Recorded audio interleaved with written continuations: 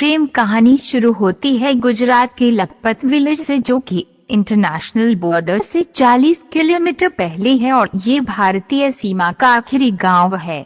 ये कहानी इसी विलेज के एक लड़के की है जिसका नाम परविंदर और अभी उसकी उम्र 13 वर्ष है।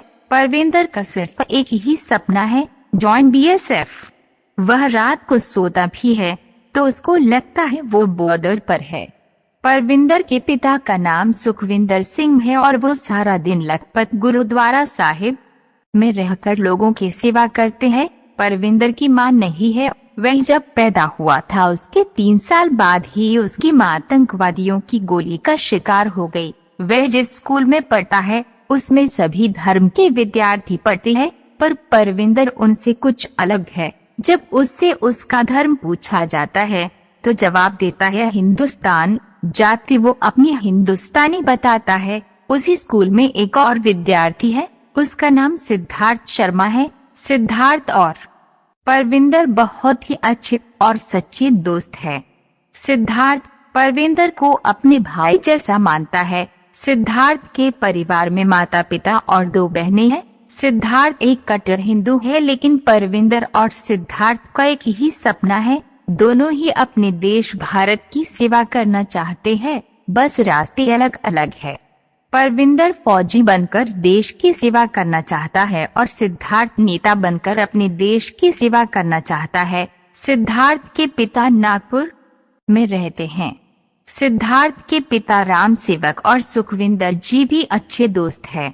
एक बार राम सेवक जी का सुखविंदर जी के पास फोन आता है। राम सेवक, यार सुखविंदर कैसा है? सुखविंदर, बस यार वाहे गुरुवार दी कृपा है, तू बता।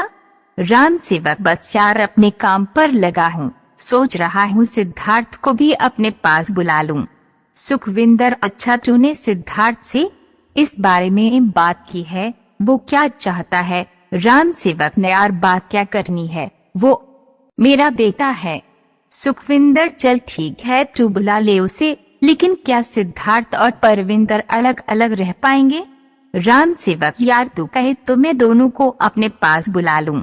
सुखविंदर, अरे नहीं नहीं, परविंदर बिल्कुल ही अलग किस्म का है, वो नहीं रह पाएगा, तू रहने दे, सिद्धार्थ को ही बुला ले। राम सेवक, चल ठीक ही है, मैं सिद्धार्थ से बात करता हूँ, अच्छा रखता हूँ, राम राम। सुखविंदर, राम राम। अब राम सेवक अपने बेटे सिद्धार्थ को फोन करता है। घर में फोन सिद्धार्थ की मां उठाती है और कुछ देर बात करने के बाद वे यह फोन सिद्धार्थ को दे देती हैं। सिद्धार्थ जी, बाबूजी चरण स्पर्श। राम सेवक, सदा सुखी रहे बेटा, मैं चाह रहा था कि अब तू भी यही आ जा अगर तेरी इच्छा हो तो। सिद्धार्थ, बाबूजी मैं तो कब से देश की सेवा करना चाह रहा हूँ। बोलिए बाबूजी, कब आना है? राम सेवक, बेटा तेरे 8वीं के एग्जाम कब से है? सिद्धार्थ, वो तो चल रही है, बस 2 पेपर ही बचे हैं। राम सेवक, ठीक है फिर तू एग्जाम देके तुरंत आ जा, और सुन अगर परविंदर आना चाहे तो उससे भी साथ में लेते आना, उससे बात कर ले फिर मुझे फोन करना। सिद्धार्थ जी, बाबूजी चरण स्पर्श। राम सेवक, सदा सुखी रहे, और राम सेवक जी फोन रख देते हैं। अब सिद्धार्थ परविंदर के पास जाता है और सारी बात बताता है। परविंदर पहले न कर देता है, लेकिन बाद में उसे लगता है कि वो सिद्धार्थ के बिना नहीं रह पाएगा, तो वो भी रात भर सोचने के बाद सिद्धार्थ से हाँ कर देता है और सिद्धार्थ अपने बाबूजी को फोन करके बताता है। राम सेवक जी दोनों बच्चों के लिए टिकट का प्रबंध कर देते हैं। एग्जाम खत्म होते ही परविंदर अपने पिता की आज्ञा लेता है और सिद्धार्थ के साथ नागपुर के लिए निकल पड़ता है।